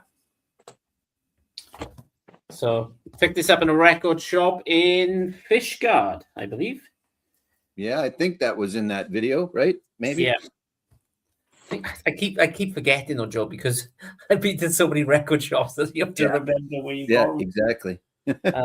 So this is on a Coke bottle green. It probably won't show on here. Oh, look good. Yeah.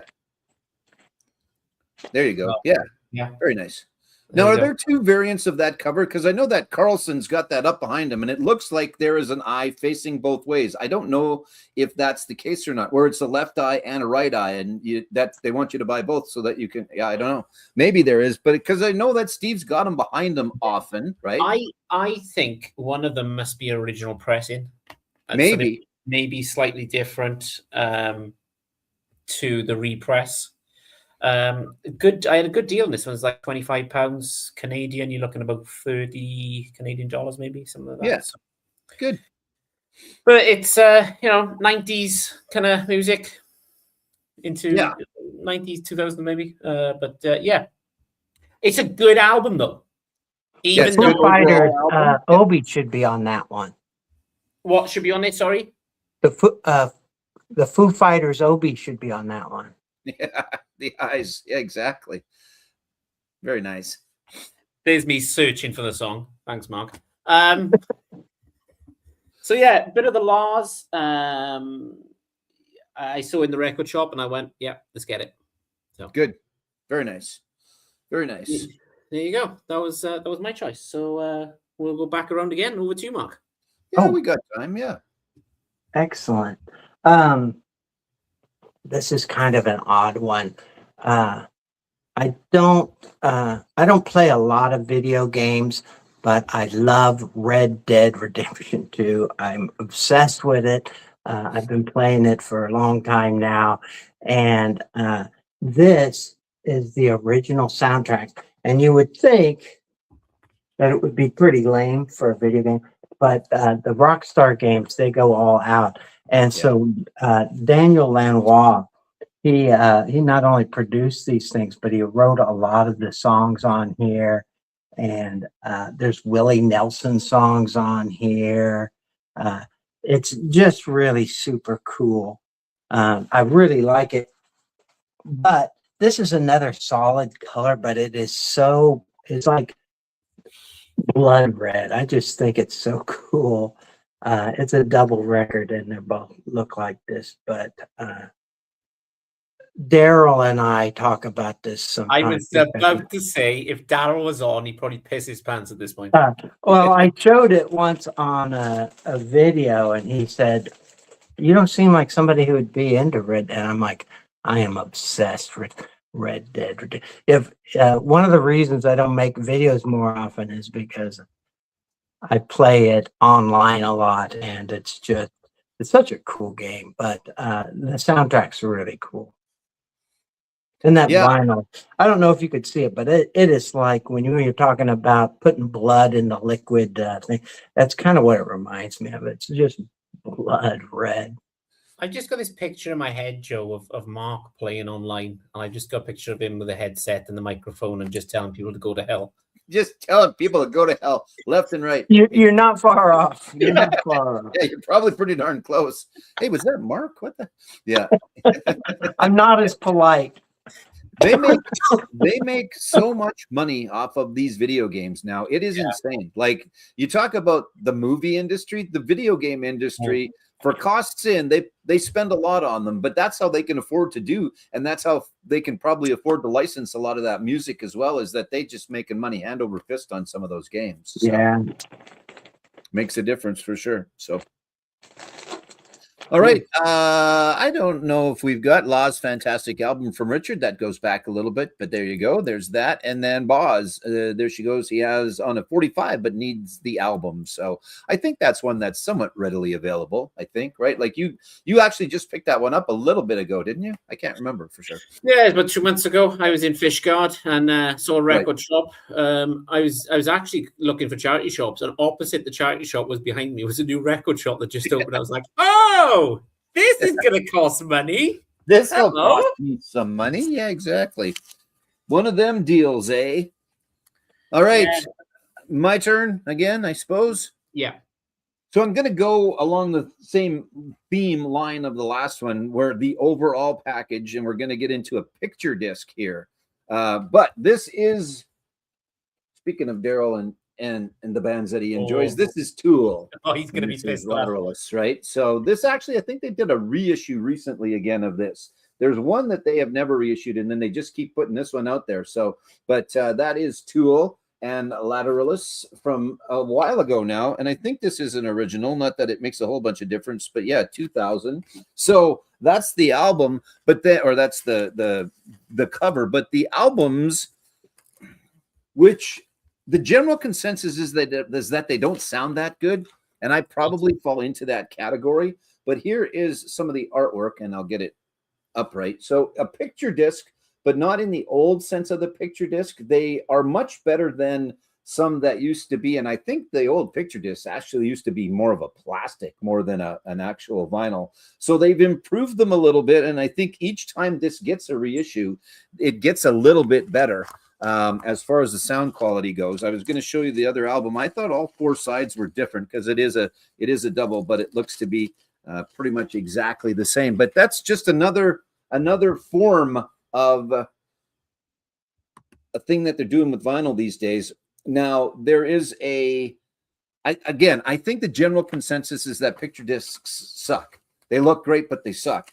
That is most of the time the case. I listened to a couple of Sublimes that came into the shop a while ago that we took on trade. They didn't sound horrible. They sounded pretty decent. There was a Pink Floyd, speaking of a number of anniversary editions, a 50th anniversary edition that was a picture disc. But unlike the old, where again, they were somewhat plastic and then there was a film in between and that kind of messed with it, these were done differently. So these newer Pink Floyds, and there's a couple of other albums out there as well. It's just a different process. So I think that they realized that people are in the market for this type of stuff, but you still have to make it sound good. And I think that is what, like, I don't remember if it was laser etched or what it was that made that version of Dark Side that came out a little while ago different, but it was a picture disc, not crazy, not the whole album, but a little bit of artwork on it, and still sounded not bad. So yeah, I know the band Dio love a picture disc, don't they? Yeah.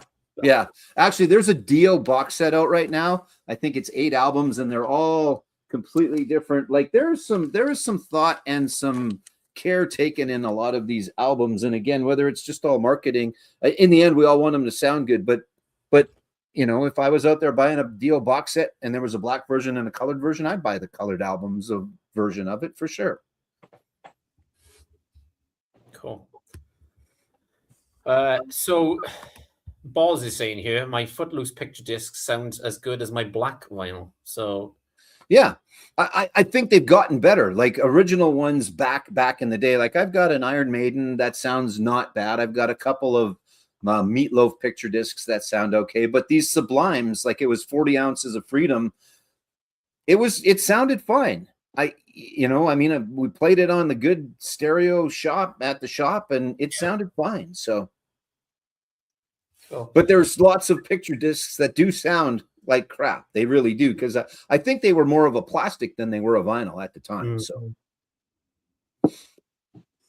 can you get Mark's comment out there? I nearly lost it then. Exactly. Oh, you've set a limit. That's good. Because I wasn't sure if there was some sort of a limit. Are you registered anywhere? Because if you're registered somewhere, we can tell people, and then you should register at a shop and just get people to buy you albums, and then you'll get this whole big package. You'll have to pay for shipping, though. I think that would be fair. I think, or one person can cover the shipping, and everybody else can just pick registered vinyl. Every year, I send my Amazon wish list to everybody I know if they like me or not. And it just makes them hate me more. But it never does any good. But that's what I usually do.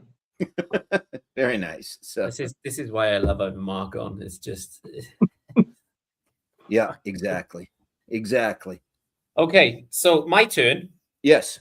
Went with a band I recently got back into, and this, make sure I got the right way up here because the pattern is all the same.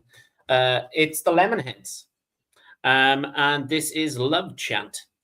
I don't know whether anybody in the panel knows about the Lemonheads or anybody kind of. I know about the Lemonheads. Yes. Yeah, I've heard the Lemonheads. I'm not a lot. Mostly from their cover of Mrs. Robinson. Yeah, correct.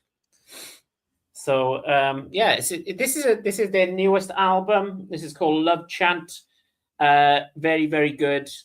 Really, really good album. Really enjoy it. Kind of showing the band here. It's got a lot of, from what I understand, that album's got a lot of great hooks, right? Yeah, very much so. There's a song on here called 58 Second Song, which will get stuck in your head and you will not be able to get it out, trust me. So this came on colored vinyl and this came on white vinyl. So there you go. Very nice. White is a color, right? Bit of the Lemonheads feel something a bit different. Yeah, again, I'm like Mark. I know the cover of Mrs. Robinson, and it's a great cover. It helps that that Paul Simon always wrote a good song. I don't think Paul Simon wrote a lot of shitty songs, so when people cover them, they're very good. But it was a great interpretation of a good song. So yeah, there's one of my favorite songs they ever done was called Outdoor Type. Yeah, and it's about if you go camping and what if there's something on TV I miss that's never on again, and it's kind of like me where I'm kind of a 4 or 5 star hotel kind of guy, not a camping kind of guy. Yeah. Look out for the festivals in the summer. That's gonna be fun. But you'll be fine. Yeah, I'm sure I will. A lot of whiskey and I'll be all right. So there you go, a bit of the Lemonheads. Recently got back into these. They've started reissuing their albums. So if anybody wants to check them out, this is a great album to check out. So yeah, nice. Lemonheads. Awesome. So yeah, just a quick note that Boz had bought you something, but it's over the price range, so he's going to send it back. So yeah, anything above 200 is just embarrassing for me. Yeah, but I guess you could send it anonymously. That's true. Yeah, then you won't have anybody. You won't know who to blame. So you'll just have to keep it. Perfect. That's awesome. On that note, Mark, you're next. Mark, it's your turn. Okay, so I have a lot more just musical stuff, but it's all solid color. So I'm going to go with. You're going to hate me for this because we've talked about this so much, but this is another Waxwork, and it's Night of the Living Dead. I'm going to tell you something about. I don't know if you guys have ever used these gatefold covers before. I have a love-hate thing for them. I think they're great. I mean, it's nice to put them in there, but it's a real freaking beast to get for me. I know normal people don't have this problem, but to get the album cover into these gatefold things is crazy. So I never want to take them out once I get there. So I apologize for the reflection, but Night of the Living Dead, another Waxworks. I'm sure you're tired of this by now, but it is a really cool vinyl. It's kind of a teal and Green thing. Nice. And just another example of a waxwork thing. This is not something that most people are going to be interested in, but for me, it's fascinating. It's a little piece of history and a fun artifact to have. We've talked about it on here before. There are times of day where certain albums hit. Like that's maybe not a middle of the afternoon album. That's a later in the evening album. Maybe sit down and again, get the right aesthetic, put that on and enjoy that. It's not a get you up in the morning album, but they all, everything's got its place in time. There's some albums that are good 24/7. These are all albums I listen to around October and Halloween. Sure. I hardly ever listen to them outside of that time period. Probably never actually, but yeah, it's great during that. I'm a big Halloween guy. I love Halloween, and it's fun to listen to then. That's awesome. That's good. Yeah. I mean, how many times does the Godzilla soundtrack score going to come up to, oh yeah, I should listen to that again. But it's every once in a while, it's like, oh yeah, I should listen to that again. You just put it on, especially if I'm doing stuff on the computer. It's great for that, where it's kind of background and it's there and I'm certainly paying attention, but I don't have to necessarily listen to it. So do they have a Gojira, like that Gojira? I think I remember seeing that. I would love to have that. I think, yeah, like I said, I think they've got about 4 or 5 of titles where he's in there. Like there's a Mothra one as well. Speaking of, I think in Fish what? Where were you? Fish what again? Fishguard. Fishguard. Yeah. I think that when he was flipping through at Fishguard, there was a Mothra album. I think they actually had some of the Waxwork stuff there. And there was the 70th anniversary of Godzilla one there as well. So. That was, you were thinking of the Pontypridd one in the indoor market. Okay. And you said when Mark was on last time, you were like, "Oh, thanks for sending me that or picking it up for me." Yeah, yeah, I've been meaning to go back to that store, but it's just I've been working so much and stuff, and I don't want to be dragging Liz around record shops when she wants to go for food. Yeah, no, I get that. But yeah, there's a few of because yes, Godzilla fan. There's a few things, and I can't wait for -0. I think that's going to be unbelievably great, but that's not why we're here. Talking about Godzilla, are you up to date on Apple TV? I am. Yeah, I'm caught up with Monarch. Yes. Yeah. Mark, have you checked that out yet? No, I don't even know what you're talking about. I'm 64, so I'm going to be 64 tomorrow. So I don't know a lot about this newfangled stuff. Okay, Joe, do you want to explain what's going on there? Kurt Russell's in it. Yeah, it's a good series. Really? Yeah, it's a good series actually. It's Monarch, but it's past the first Godzilla movie and before the first Kong movie or before the second. Anyway, it's an Apple TV series and it's pretty good. It's not monsters fighting all the time, and there's, God forbid, there's tons and tons of people that are going, I just want to see the monsters. Well, that's not what it's about, but it's pretty good. And yeah, and Kurt Russell's in it and his kid's in it because there's some old time. So they both kind of played the same character back in the 50s and then current day and stuff. So it's pretty good. It's on Apple. It's called Monarch: Legacy of Monsters, I think, is what the official title is. Does Goldie Hawn make a cameo? She has not as of yet. No, I haven't seen her. So, but yeah, not yet. So we didn't come up with a documentary, but there's a TV series to watch if you like. Yeah. And if you need me on November the 6th, I am not available for most of the day because I will either be excited about going to see Godzilla, I will be watching Godzilla, or I will be excited about already having seen Godzilla. So, because I'm really looking forward to it. It's the new Toho version, right? It's the next iteration of that series. So, anyway, that's not why we're here. It is partly why we're here because we could talk about whatever the hell we want to talk about, and Godzilla movies is fine, right? Absolutely. Yeah, exactly. All right. Okay, I'm next. Am I? No, go on then. Go, Joe. I don't care. Yeah, whatever. All right. This one has come out in multiple different versions for Record Store Day. This was the first iteration of it, though, Record Store Day back in, I don't know, I think 3 years ago or so. But this is Eric Carr of the band Kiss. He was the drummer after Peter. He was the Fox. And it's a bit of a compilation. Obviously, it's to go along with the other solo albums that came out at the time. He never really sang a whole bunch of stuff on his own because I don't think he ever did. Maybe I'd have to double check that. You think a good Kiss fan would know. And Boz, if you're still here, you can tell me if Eric ever sang on any of the albums. But this is a compilation of a bunch of his stuff. It is him singing, but very cool stuff. There is that one. That is super impressive. Yeah, nice. Yeah, person. that one's pretty neat. I like that one. It's got the great. And then the contrast to it is, let me get the other one out here quick. But a decent album. Again, not one that I necessarily go to a lot of times, but pretty cool. And then the other album, because it is a double, is The Clear with all that splatter on it as well. So again,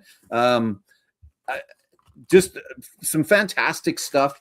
Very cool. Sounds good as well. That's the other thing too, is that I don't know if there's still the concept or the thought that color doesn't sound as good as the black. And in fact, is as far as I understand, clear is actually true original virgin vinyl, and they add black to it. So yeah.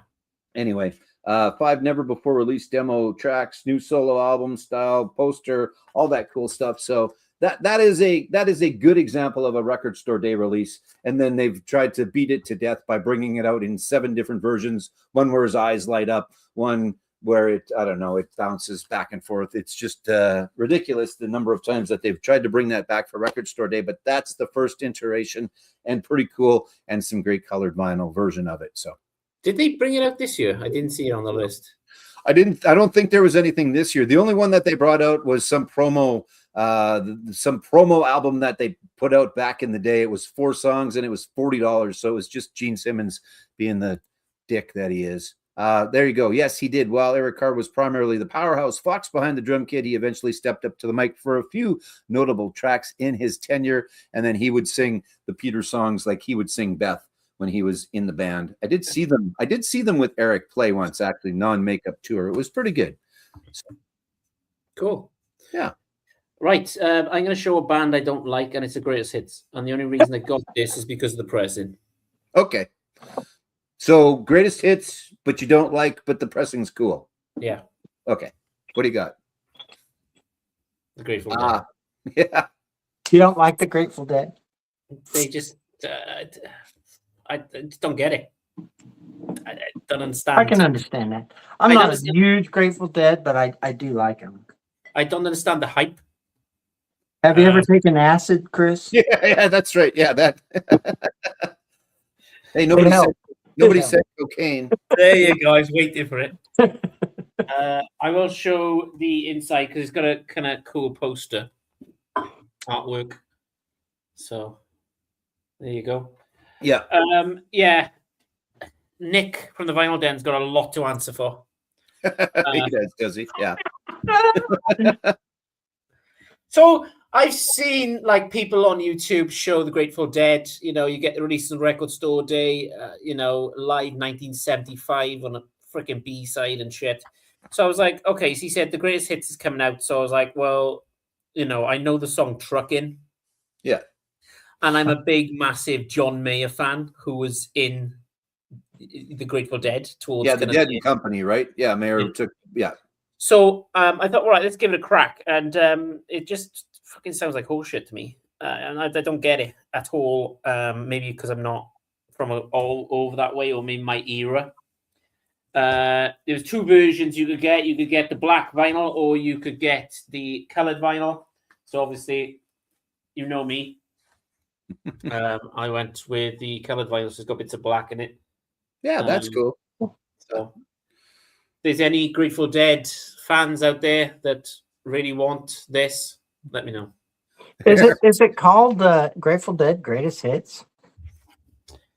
Yes, it is. So there's the Grateful Dead, and then it's called the Greatest Hits. There you go. Boz suggests that you settle down a little bit. Can you read a couple songs that are on there? I'm just curious what they consider greatest hits. I could. Hang on. Let me get my glasses. Oh, okay. You don't have to do it. I mean, that's the thing. Normally, albums like that are called the best of, not necessarily greatest hits, because I can think of 3. Touch of Grey, I think, was the only one that really made any chart stuff. Yeah. Let me just transform from from Superman to Clark Kent. Who's the new guy? Where'd Chris go? Yeah, you've got Casey Jones, Friend of the Devil, Box of Rain, Sugar Magnolia, Truckin'. On B-side, you've got Scarlet Begonas, Fire on the Mountain, Estimated Profit, Touch of Grey. Yeah, like I would have given you Casey Jones, Truckin' and Touch of Grey as far as hits, but again, as Chris said, wasn't necessarily around, and maybe they got on. Maybe they had more hits back in the day. So there you go. Like I said, I'm not a massive fan, but I just when Nick showed this, I was like, well, fuck. I'm not suggesting you buy these albums, but maybe stream them for better feel for the band. But American Beauty would be a good one to listen to, or Working Man's Dead. Yeah, maybe not the greatest hits is the best way to listen to Grateful Dead. But my guess, if you hate the greatest hits, you're probably not going to like them. And there's no problem with that. There's no problem. Not everybody is supposed to like the Grateful Dead. Exactly. And then you can throw a little Bob Dylan in the mix and get Dylan in the Dead, right? I saw Bob Dylan and the Grateful Dead live in Minneapolis in the 80s, and it was the worst concert I've ever been to. The worst. Was it? Yeah. The Grateful Dead were good, but they never had a concert in the Metrodome before, and they didn't realize how bad the acoustics were going to be. And the Grateful Dead, all that reverb kind of worked for them. But when Dylan came out and they stacked the speakers up, I had to read in the newspaper the next day to find out which songs he performed. It was that bad. Yeah, that's not Tom good. Petty was there too. Well, that would have been worth the price of admission alone. Yeah, so it was great to see them all, but man, it was awful. It was awful. Yeah, that's not good. But I went prepared to listen to the Grateful Dead, so I ingested all the things you're supposed to ingest before you watch the Grateful Dead. Yeah, there is a prerequisite to the Grateful Dead songs. Yes, there is. I would never recommend that to people, especially my daughter Luxie, who, dear God, please don't be watching this. You know, I think, though, if you get to your 64th birthday, then why not just do all the drugs you can? Screw it. You know what, Joe? That reminds me of something. What's that? I think I'm going to be 64 pretty soon. Oh, shit. Tomorrow. Yeah. I forgot about my own birthday. That's how the mix works. Okay, all right. Let's move on. So we're coming to the end now, guys. Just show what you've got left.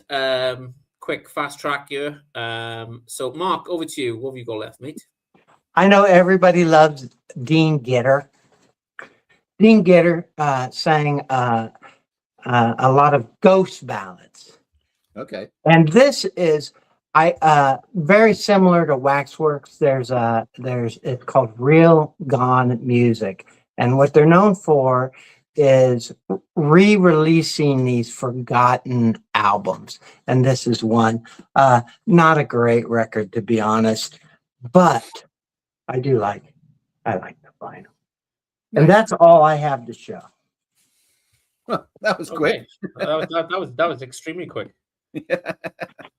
I'm not gonna make the obvious joke there. But. Nope, nobody is. Okay, I got a couple, so I'll do them quick, and I'm not going to take them out of the sleeve. I'm just going to show you the front and show you the back because I'm one of those guys that puts them in the back, and I like it that way. So, speed round. Yes. That was even worse than me. You like it in the back that way. No judgment. Right? No judgment. At least I hope there's no judgment. No judgment. There's nothing wrong. Anyway, let's concentrate on the vinyl. Joe, come on, mate. What do you got? I know I've talked about these guys a lot lately, but I've listened to it again a couple of times, and I really like it. A Pound of Feathers, the new one from the Black Crowes. It's a very cool vinyl variant of it as well. So I thought I would show that quick again, and I was saving it till the end. This is a band I like. You can take them or leave them, but they are very tongue-in-cheek, and they put their tongues in a lot of different places, actually. But Steel Panther and On the Prowl and a very cool purpley smoke, whatever. Yes. I like them. One of my favorites, The Offspring, and this is Supercharged. This is, they're still making music, probably not a whole bunch more, but this, and then the one before, which was about 4 years ago or so, I really liked it as well, but nice blue variant, smoky blue, got a little bit of white in there as well. They've got that smoke version going on. There are not a lot of albums that I buy and I don't like, and I should have searched this out in advance, but this album sucks. Do not buy this. This is my public service announcement to you. Faster Pussycat, Between the Valley of the Ultra Pussy. Yes, I know, I'm saying it, doesn't matter, but it's a horrible, it's so shitty. I didn't even put it in an outer sleeve. I hate it that much, but I've hung on to it, and it's a purple variant, but it is a reimagining of Faster Pussycat songs, electronic dance versions of them. And I don't mind electronic dance music, but I didn't want my Faster Pussycat that way. Speaking of our good friend Emma and her Cheap Trick concert, this is the latest from them, All Washed Up. This is a good album. This is a very good album. Don't sleep on this if you think Cheap Trick is all washed up, because they in fact aren't, but it's kind of one of those rainbow, smoky, very cool albums. I like it a lot. It's decent. Canadian band out of Montreal. I've talked about them before, but this is not the album I normally talk about when I talk about The Damn Truth. This is their third of the fourth, but again, a kind of a cool orangey, splattery vinyl. Two more. This is the gold 50th anniversary edition of one of my all-time favorite albums, Dirty Deeds Done Dirt Cheap. AC/DC did them all, reissued them all on this gold vinyl. Some say it sounds like shit. I don't think it sounds that bad. I've still got all my originals, but I also picked up all of these gold 50th anniversary editions. Very cool. And the last one is a box set from an album. You think I talk about listening to AC/DC, then I talk about listening to Alice Merton. I'm not exactly sure. Alice is her name, but it's a very cool little box set. You get a little sleep mask that comes as part of it. You get a little, the album is called Mint, so you get a little Mint vinyl shopping bag that comes with it as well.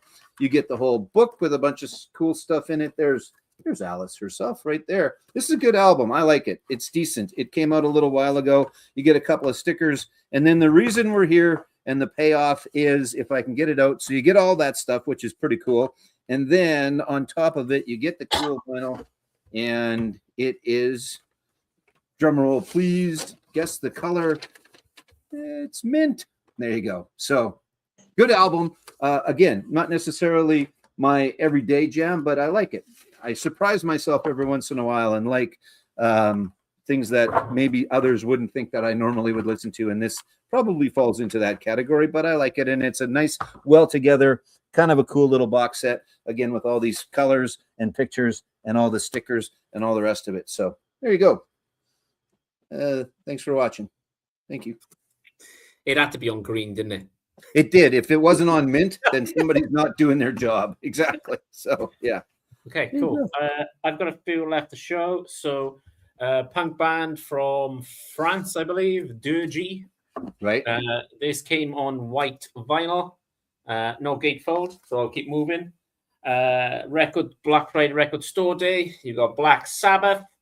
This came on red vinyl. This album is without Ozzy, so it's all right. So you got Post Malone, and you've got Travis Barker in Lockdown covering Nirvana songs. Right. This came on yellow vinyl, and it wouldn't be a live stream if I didn't show this band. So here we go. Brace yourselves. It's the Stereophonics, and they are live. This is the live album. I'll take it out real quick. So this takes you up to about 2005, Joe. Yeah. Okay. Wales another. So there you go. You'd think this came on black vinyl, but no, it came on white vinyl. So I think Emma would like this because look at that.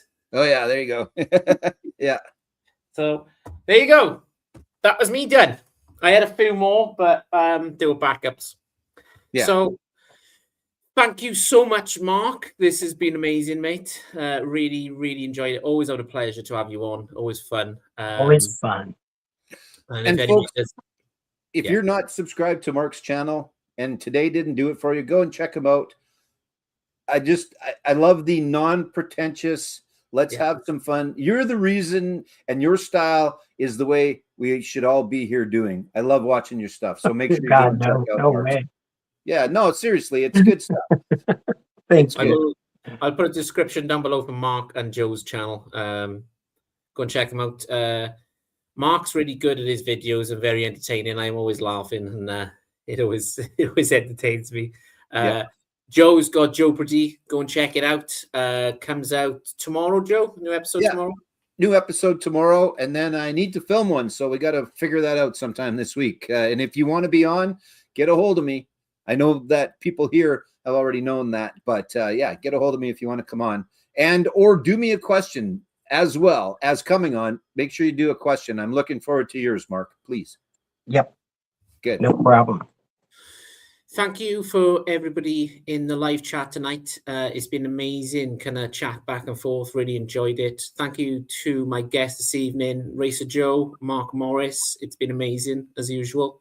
Anytime you want to come back, Mark, the invitation's always there for you, mate. You know that. Yeah. Excellent.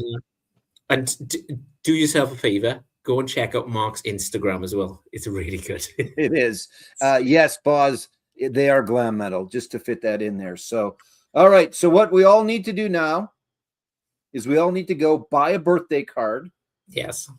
And put it in the mail and get it there by tomorrow for Mark. Well, if I'd known, I would have put a birthday card when I sent the records to Mark. Yeah, I already got your birthday records, Chris. So there you go. Go check them out. I'll put a description down below. Thanks, everybody, for watching. Everybody's going to watch this later. I really do appreciate it. Go and check out the channels. They're really good. And from me, Joe, and Mark, we will catch you next week. So thanks for watching, and we'll speak to you soon. Thanks very much. Good night.